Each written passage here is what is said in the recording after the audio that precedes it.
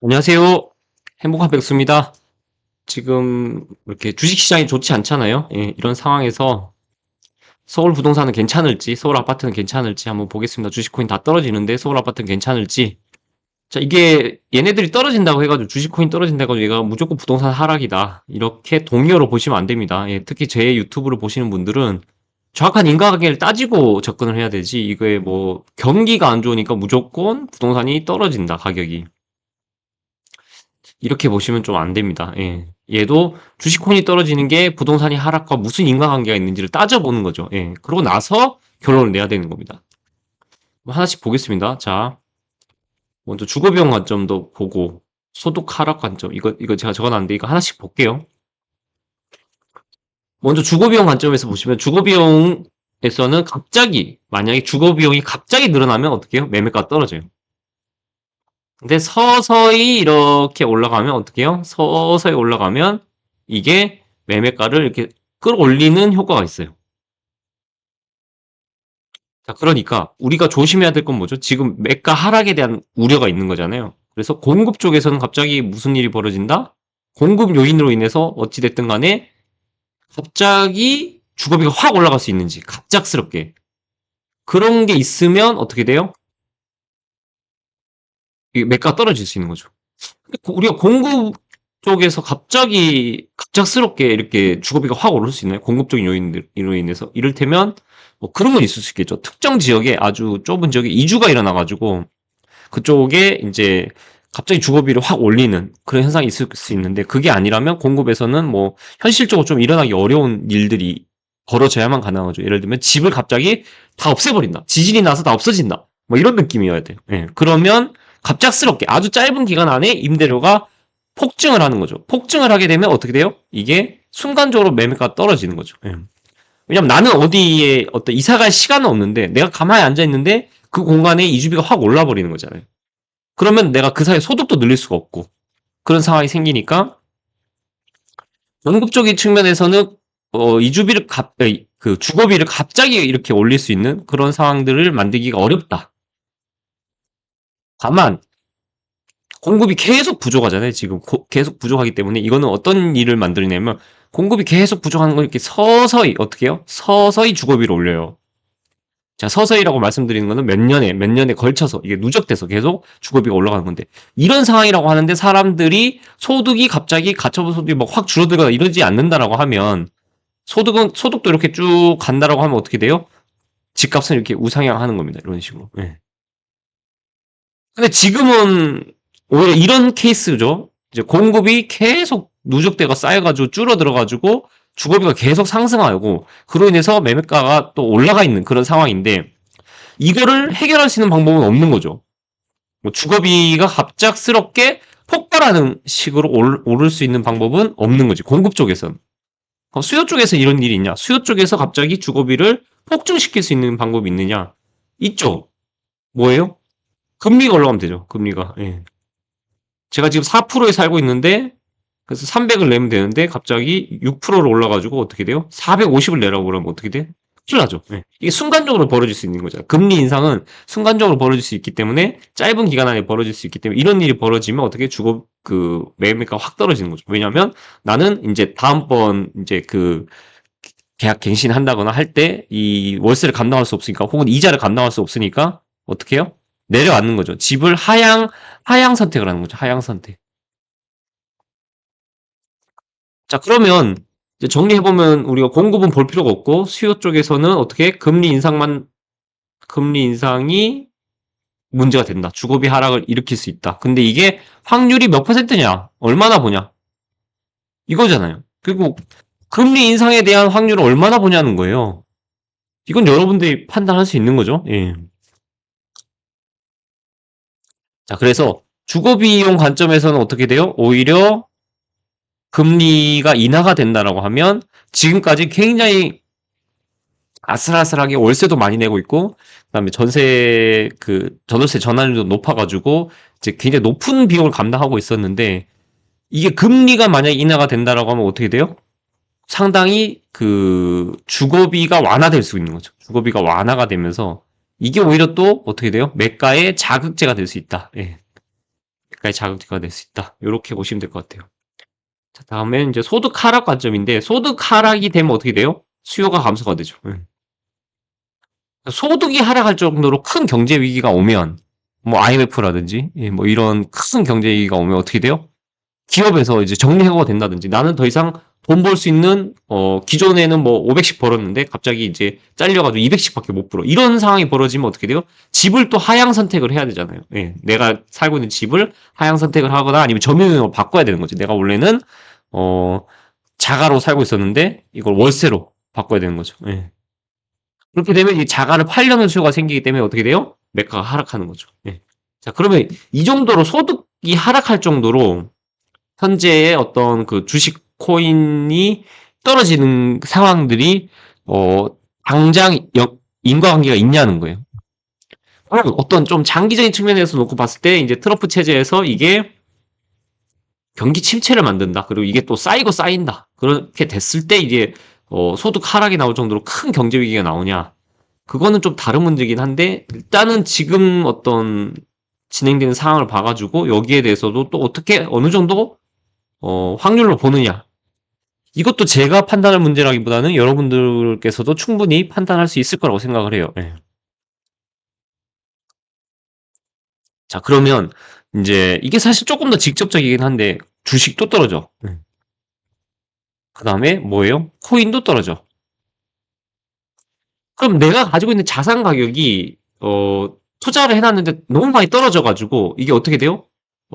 이제 어떻게 보면 디폴트 포기가 되는 거지. 무슨 상황이냐면 내가 살고 있는 집에 대해서 뭐 주담대가 있었는데 그거를 못 내겠다. 그리고 아니면 나는 이거를 이제 채무 불이행하겠다. 이런 느낌인 거지. 이를테면 주식도 담보대출 받아가지고 주식 담보대출 받아가지고 투자를 했고 코인도 뭐 어떤 뭐 신용대출 받아서 투자를 했는데 뭐 반대 매매가 걸릴 정도로 굉장히 가격이 심하게 떨어진 거지. 특히나 뭐 최근에 같은 경우 이 정도 떨어졌으면 3배 레버리지 상품 뭐 쏙술이라든지 뭐 그런 뭐 TQQ 그런 거 사셨던 분들은 다 이게 엄청나게 손해를 봤을 거 아니에요. 자, 그래서 이쪽 자산에서 디폴트가 나가지고 이게 그러면 부동산에도 영향을 줄 수 있냐? 그런 거지. 근데 이제 만약에 이 경우의 수를 볼게요. 주식 자체는 원래 담보대출이잖아. 주식 담보대출이잖아. 그러니까 어떤 대출이 벌어져요? 이 담보의 가치 범위 안에서만 이런 대출이 일어난다고요. 예. 자산 가격보다 뭔가 그 자산 가격이 하락했을 때 반대 매매가 안 드러나는 유일한 상품이 뭐죠? 부동산이에요, 부동산. 예. 부동산 같은 경우는 내가 10억을 빌렸는데 갑자기 매가가 8억까지 떨어질 수 있는 거죠. 예. 원래는 자산 가치가 12억이었는데 이렇게 한꺼번에 떨어지는 거예요. 예. 그래서 대출이 10억인데 오히려 시세가 대출보다 싸지는 상황이 벌어지는데 나머지 자산에서 그게 벌어지지 않는 거죠. 주식 같은 경우는 어떻게 해요? 담보의 범주 내에서 반대 매매가 들어가 버리잖아요. 예.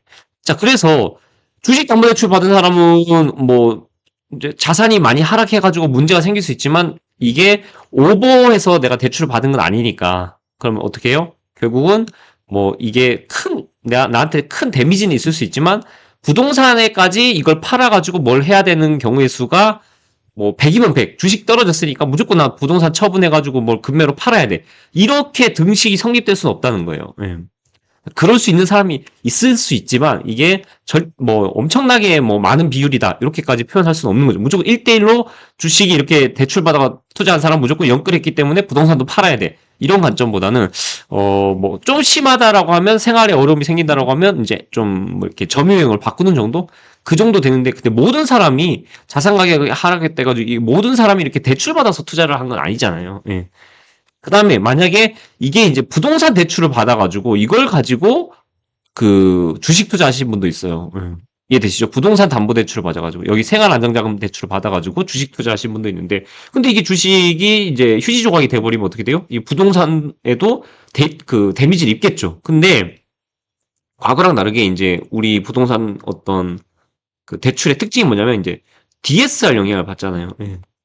DSR 영향. 그래서 이 대출금이 사실상 이 담보 가치라든지 어떤 미래의 어떤 그 가치 변화라든지 이런 거에 취약할 만큼 많이 나가진 않는 거예요. 예. 그래서 이제 이게 과거랑 좀 달라진 거죠. 그래서 DSR 이후에는 이 대출금을 가지고 무언가 투자를 또 연끌해가지고 또 투자하고, 그 다음에 연끌에 이 대출금 가지고 연끌해서 또 부동산 사고, 이게 불가능하단 말이에요.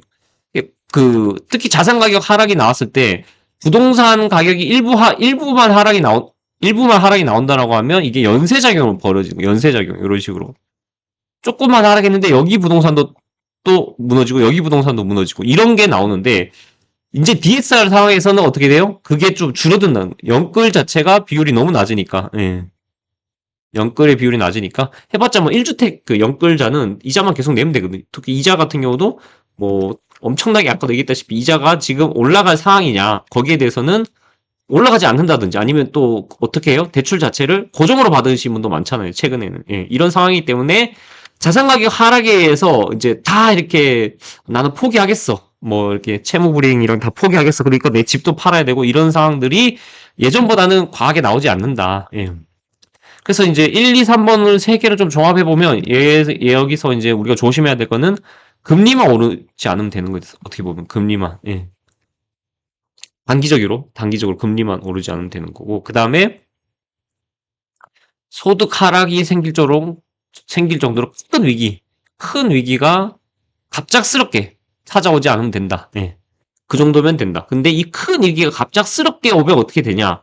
이걸 한번 또 얘기를 해볼게요. 그러면 이제 우리가 마지막 페이지에 가가지고 정부와 건설사 개인의 입장에서 한번 보겠습니다. 자, 큰 위기를 우리가 대표적으로 예를 들자라고 하면 여기가 언제죠? IMF 때입니다. IMF 때. 예. IMF 때 매매가 전세가 다 떨어졌죠. 예. 요 시기에 근데 좀 특징적인 건 그 다음에 이렇게 복구가 되잖아요. 예. 쭉 떨어졌는데 복구가 됐어요. 여기서 떨어진 건 뭐예요? 물량으로 인해서 떨어진 거, 신도시. 그다음에 여기서 이렇게 되는 건 뭐예요? 대출 규제로 인해 가지고 유동성이 이탈돼 가지고 떨어지는 거지. 여기서는 이제 어떻게 돼요? 큰 위기가 왔고 동시에 금리가 어마어마하게 상승을 해 가지고 아까 말씀드렸잖아요. 여기서 이제 우리가 금리만 조심하면 된다고. 큰 위기가 와 가지고 금리가 급격히 상승하다 보니까 급격히 떨어졌는데 그거를 이제 완화책이 나오면서 다시 급격히 상승을 하는 거예요. 완화책이 나오면서. 자, 그럼 볼게요. 지금 우리의 현재 상황을 한번 들여다보자는 거예요. 개인들은 집을 거의 안 사요.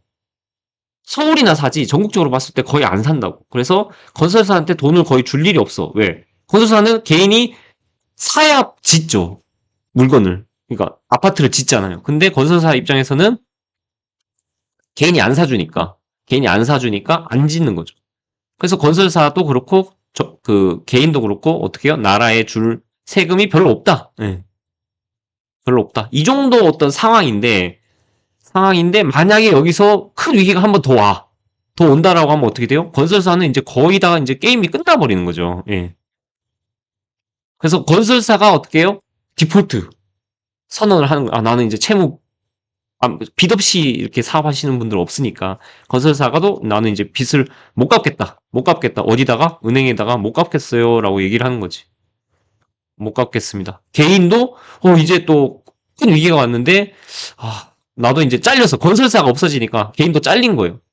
건설사가 개인에게 줄 월급이 없는 거지. 잘렸어. 그래가지고 개인도 소득이 떨어졌어. 하향했어. 자, 그러면 어떻게 해요? 개인도 은행에다 줄 돈을 못 드리겠습니다. 이렇게 되는 거예요. 나 파산할래요. 이렇게 얘기를 하는 겁니다.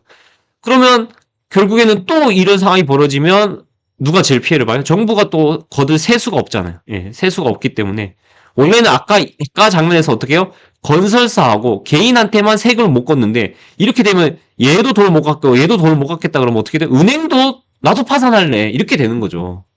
큰일이잖아. 그러니까 이때 부랴부랴 정부에서 은행 살리고 뭐 이렇게 하는 것보다 이 연결고리를 가장 끊으려면 가장 쉬운 건 뭐냐면 일이 커지기 전에 정부 입장에서는 이렇게다가 뭘 해줘요?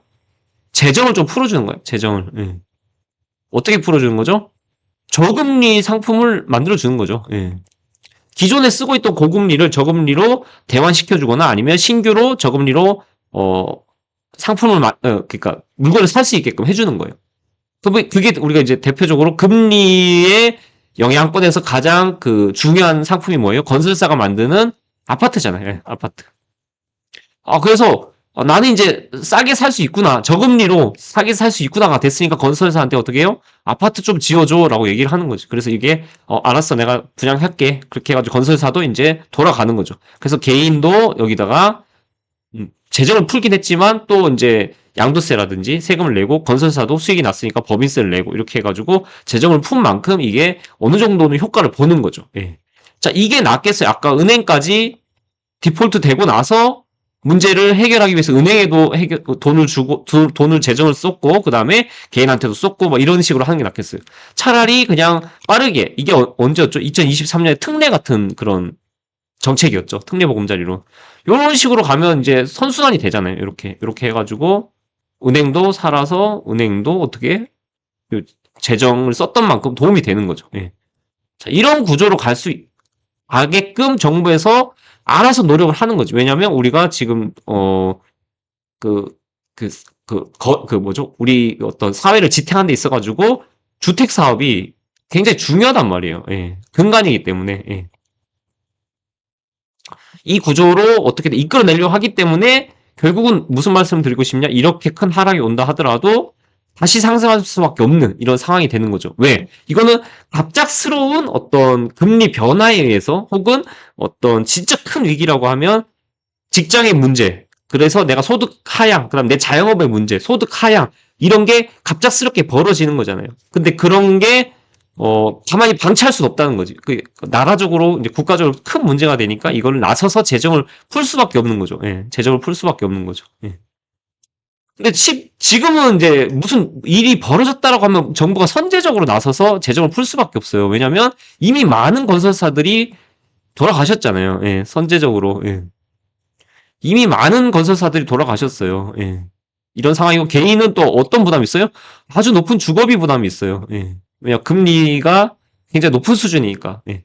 이 상황에서 금리가 조금만 더 올라가면 이제 다 무너지는 거지. 그러니까 빨리 정부 나서야 되고 이거를 해결할 수 있는 유일한 방법은 뭐예요? 금리가 낮아지는 방법밖에 없어요. 예. 왜냐면 지금 개인은 높은 주거비 때문에 감당이 안 된 상황이고 건설사도 높은 비용 구조 때문에 감당이 안 되는 상황이란 말이에요. 예. 그런데 일감조차 없어. 왜? 개인들이 고금리 때문에 안 사. 그러니까 금리가 낮아지는 것만 계속 기다리고 있는 상황인데 여기서 갑작스럽게 금리가 올라갔다? 그러면 정부 입장에서는 시장 금리와 다르게 뭔가 특수한 금리를 만들어서 여기다 뿌려야 되는 거예요. 이해가 되시죠? 그래야지 경제 위기를 막을 수 있잖아. 예. 예, 그런 상황들을 다 감안을 한다라고 하면 지금 우리 서울 수도권 같은 경우는 충분히 또 앞서서 이제 강남구 빼고는 강남구 빼고 여기 앞서서 하락이 나왔으니까 이게 재차 하락이 나온다 하더라도 재정이나 이런 그 정부의 역할로 인해 가지고 다시 이렇게 상승하는데 크게 어려움이 없다. 왜냐하면 전세가율도 많이 올라가고 있고 이런 상황이기 때문에 그래서 결론을 해보면 결론을 말씀드리면 주식 코인 폭락한다 해가지고 무조건 1대1로 부동산도 떨어진다 이렇게 보시는 거는 아니다. 예. 어떻게 될지는 오히려 금리 부분 때문에 많은 문제가 해결될 수도 있다. 그렇게 보시는 게 더 맞을 것 같습니다. 예. 예. 여기까지 하고요. 도움이 되셨다면 구독과 좋아요 부탁드리겠습니다. 다음 영상으로 또 찾아뵙겠습니다. 감사합니다.